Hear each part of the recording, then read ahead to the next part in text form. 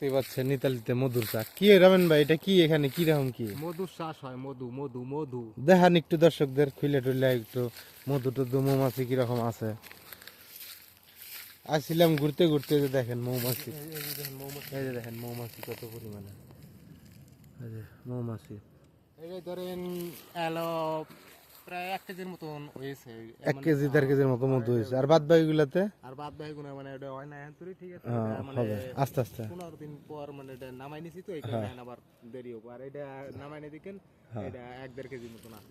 তাহলে মধুর কাজ করেন কিরকম কি, বেতন টেতন কিরকম কি দেয়? মধুর কাজ এটা ধরেন মানে বেতন মানে মধুর অনুযায়ী হয়, ঠিক আছে? এটা কোনো ভালোই কাজ আছে, এটা অল্প কটা তো হ্যাঁ হ্যাঁ, মালিকে মোটামুটি ওই ভালোই সাইডে আরো আছে তো। ওই সাইডে আরো আছে, মানে এক জায়গায় একটা মানে যেখানে ফুল হয় সেই মানে চারটা মানে রাখা হয়।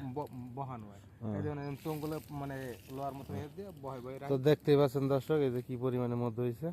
তো ভালো থাকবেন, সুস্থ থাকবেন সবাই।